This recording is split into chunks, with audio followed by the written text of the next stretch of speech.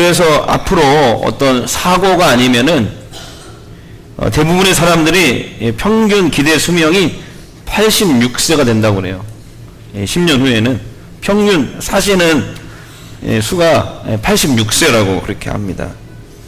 그때는 70세는 젊은 사람에 속할지 모르겠습니다. 근데 노화도는 벌써 그런 현상이 나타나고 있지요. 70은 꽃청춘입니다. 80은 돼야 좀 뭐 어르신이다 이렇게 말하고 있죠. 왜냐하면은 70 되신 분들 보세요. 전부 다 새벽부터 저녁까지 늦게까지 바다로 들로 나가서 일하시는 분들 많잖아요. 응? 그런데 또 안타까운 건 뭐냐면은 그 선진국, 세계 선진국이라고 할 수 있는 그 OECD 국가 34개 나라 중에서 우리나라가 노인 자살률이 1위라고 합니다. 또 노인이 자살률이 1위래요. 일본보다 3배나 더 높다고 합니다. 노인들이 자살하는 것이. 그래서 나라에서 노인연금 30만 원을 드리잖아요, 지금. 그래서 조금 줄었대요. 조금 줄었는데 그래도 여전히 우리나라 1위라는 것이죠. 그래서 왜 노인들이 이렇게 잘못된 생각과 선택을 하는가, 그 원인을 조사해 봤더니 가장 많이 나오는 것이 뭐냐면은 이제 건강 문제, 그 다음에 생활고, 그 다음에 외로움, 이 3가지입니다. 건강, 그 다음에 생활고, 외로움. 이 3가지가 가장 우리 노인들을 슬프게 만드는 그런 현실이다. 이렇게 조사가 되고 있습니다. 예. 요즘에 경제가 불황이 돼서 그런지 가끔 뉴스에 나오잖아요. 자식에게 학대받고 버림받는 그런 노인들이 가끔 뉴스에 나옵니다. 심지어는 구타당하는 그 부모도, 자식에게 구타당하는 그런 부모도 생겨나고 있습니다. 특별히 이건 뭐 잘 아시는 얘기인데, 해외여행 가가지고 부모를 버리고 오는 자식도 있다고 하죠. 그래서 그 자식이 경찰서에 잡혀옵니다. 잡혀오면은 그 부모는 자식에게 버림을 받았는데도 입을 다물고 있다는 거예요. 왜 그럴까요? 혹시 자식에게 해가 미치지 않을까 해서 입을 다물거나, 아니면 오히려 자식 걱정한다는 거예요. 새끼들하고 처자식들하고 먹고 살라고 그랬겠지 이렇게 얘기한다는 거예요. 오히려 자기를 버린 그 자식을 부모는 걱정한다는 거예요. 경찰서에서도. 참 못된 자식들이 많습니다. 못된 자식들 많아요. 그래서 우리 노아 소망교회는 그런 분들 한 분도 안 계시죠? 아멘, 좋아요. 그래서 오늘 우리가 읽은 이 성경 말씀은 뭐냐면은 하나님이 이스라엘 백성들에게 준 10계명 중에서 5번째 계명입니다. 계명이라는 것은 선택사항이 아니에요. 반드시 지켜라 해서 주시는 거예요. 이 계명이거든요. 5번째 계명이 무슨 계명이에요? 내 부모를 공경하라. 다시 한번 오늘 본문 말씀을 큰 소리 읽겠습니다. 자, 시작. 내 부모를 공경하라. 그리하면 내 하나님 여호와가 내게 준 땅에서 내 생명이 길리라. 딱 다 같이 내 부모를 공경하라. 내 부모를 공경하라. 여기서 공경이라는 말이, 이 공경이라는 단어가 히브리 원어 성경으로는 카베트라고 합니다. 카베드. 카베드란 말의 뜻이 뭐냐면 무겁다 이런 뜻이에요. 공경이라는 단어가 원어 성경에는 카베드, 무겁다. 그러니까 무슨 말이냐면 부모 공경이라는 뜻은 부모를 가볍게 여겨서는 안 된다 이런 뜻입니다. 부모를 세상에서 가장 중요한 분으로 여겨야 된다. 그래서 이 카베드라는 말 속에는 특별히 정신적인 공경 뿐만 아니라 물질적인 봉양을 포함하는 단어입니다. 부모 공경, 카베드는 정신적인 공경, 물질적인 봉양을 포함하는 단어다라는 것입니다. 그러니까 한번 따라해봅시다. 내 부모를 마음과 물질로 섬겨라. 다시 내 부모를 마음과 물질로 섬겨라. 그게 뭐라고요? 카베드, 공경이라는 뜻이 공경. 내 부모를 공경하라. 그 공경은 내 부모님을 마음과 물질로 섬겨라. 이것이 오늘 성경 말씀에 기록된 말씀입니다. 우리는 예수 믿고 하나님의 자녀가 된 줄 믿습니다. 믿으시죠?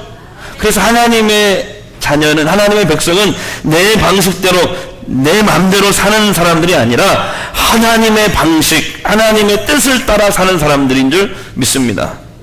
그래서 오늘 우리 그리스도인들은 부모를 잘 공경하라는 하나님의 이 명령에 순종해야 됩니다.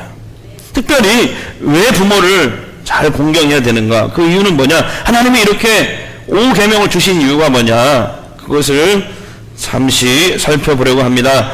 첫 번째는 다 같이 시작. 하나님이 지키라고 주신 인간 계명 중에서 첫째이기 때문에 그렇습니다. 무슨 말이냐면은 10계명은 하나님이 약 지금부터 3300년 전에 이스라엘 민족에게 주신 계명입니다. 그게 10계명이거든요. 3300년 전이에요. 지금부터. 그때 이스라엘 민족이 어떤 상황이냐면은 이집트에서, 애굽에서 430년 동안을 종살이 했어요. 노예 생활을 했다고요. 430년간. 우리나라 일제 몇 년 했죠? 예? 아닌 것 같은데? 36년인가요? 갑자기 38년 아닌가? 네, 제가 한번 잘 아는가 물어봤어요. 그런데 이스라엘은 3300년 전에 이집트의 종살이 몇 년 했다고요? 430년간 했다고. 그러니까 한번 생각해 보세요. 얼마나 힘들겠어요. 그래서 하나님이 때가 돼서 모세를 통해서 10가지 재앙을 이집트에 내립니다. 그리고 홍해 바다를 가르시는, 그리고 이 바다를 마르게 하셔서 그 마른 바닥으로 이스라엘 민족을 빠져나오게 하십니다. 구원하십니다. 그것을 뭐라고 그래요? 출애굽 사건이다, 이렇게 얘기합니다. 그때 출애굽 사건 때 이스라엘 민족 몇 명이 빠져나왔냐면 200만 명. 200만 명이 어느 정도냐면은, 제가 목요일날 어린이집 때문에 도청에 처음 가봤거든요. 남하긴 도청 가봤는데 거기에 이렇게 복도에 써 있더라고요. 그 인구, 완도군 몇 명, 해남군 몇 명 쭉 써 있는데 전부 다 200만 명이 조금 못 되는 190만 명 정도 되더라고요. 이 전라남도 인구가. 그러니까 이 전라남도 인구 전체가 하나님의 기적을 보고 하나님의 은혜를 눈앞에서 체험했다고 생각해 보세요. 그게 출애굽 사건이에요. 그래서 하나님이 조상들에게, 믿음의 조상들에게 약속했던, 아브라함에 약속했던 그 젖과 꿀이 흐르는 땅, 무슨 땅? 가나안 땅으로 그들을 인도하시려고 출애굽시켰는데 바로 가나안 땅으로 데려가지 않고 어디로 데려가냐면 신의 광야, 신의 산으로 그들을 이끌고 갑니다. 그래서 일반 백성들은 신의 산 아래에서, 이 광야에서 40일 동안을 머물게 하고 모세만 신의 산으로 올라오게 합니다. 그래서 뭘 주셔요? 십계명을 주시는 것이죠.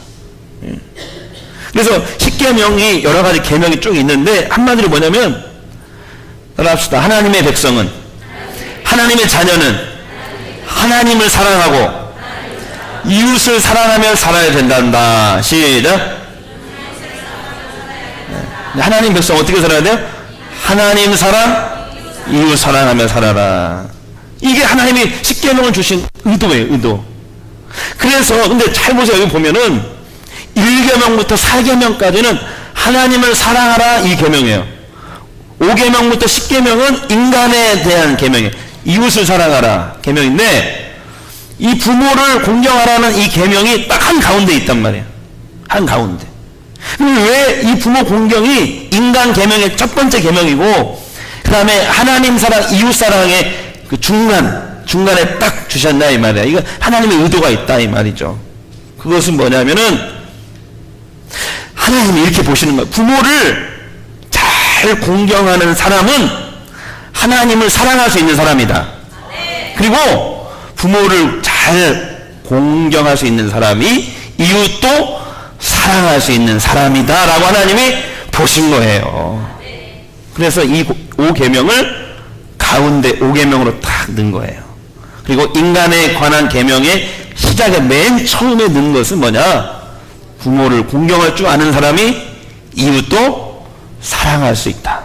하나님도 사랑할 수 있다. 그래서 부모 공경을 이 5계명에다 집어넣은 줄 믿으시기 바랍니다. 여러분 아시겠죠? 네. 오늘 제가 정말 중요한 얘기를 쉽게 얘기했어요. 쉽게. 네. 두 번째, 부모 공경해야 되는 이유가 뭐냐? 우리는 부모 공경을 통해서, 자식들은 부모 공경을 통해서 하나님의 복을 받게 돼요. 하나님이 그렇게 영적인 원리를 만들어 주셨어요. 따라서 자식들은 부모 공경을 통해 하나님의 복을 받게 된다. 자, 오늘 5계명에 뭐라고 하냐면은 부모를 공경하는 사람에게 하나님 뭘 주신다고 약속했어요? 어떤 복을 약속했어요? 내게 준 땅에서 내 생명이 길리라. 내 생명이 길리라. 내 생명이 길다라는 말은 장수만 의미하는 게 아니에요. 여기서 이 성경을 연구해 보면은 이 장수를 의미하기도 하지만은 내 생명이 길다 이 말은 하나님이, 여기서 크게 아멘 하셔야 돼요. 하나님이 부모를 공경하는 그 사람의 인생을 책임져 주시겠다. 이런 뜻이에요. 내 생명이 길리라. 그 인생을 책임져 주시겠다는 말이에요. 아, 놀라운 말씀이지 않습니까, 오늘? 그래서 바울은 나중에 이 부분을 이렇게 설교했어요. 에베소서 6장 2절 3절 보겠습니다. 시작. 내 아버지와 어머니를 공경하라. 이것은 약속 있는 첫 계명이다 그랬잖아요. 그죠? 첫 계명이니 이로써, 이걸 지킴으로써 네가 잘되고 땅에서 장수하리라. 지금 크게 아멘 하신 분들은 부모님들 잘 섬기는 분인 줄 믿습니다. 아멘 안 하신 분도 크게 부모님을 잘 섬기는 줄 믿습니다. 예. 그 다음에 그래서 여러분 부모 공경을 통해서 하나님이 약속하신 복을 받기를 바랍니다. 예? 하나님이 약속하신 복을 받아야 돼요.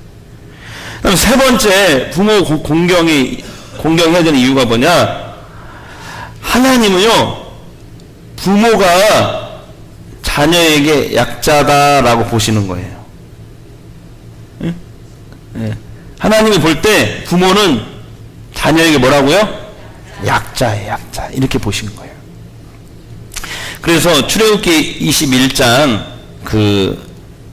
21장과 레위기 20장 9절에 보면은 이런 말씀이 있어요. 누구든지 자신의 연로한 부모를 학대하는 사람 뿐만 아니라 하찮게 여기는 사람도 사형으로 다스려라.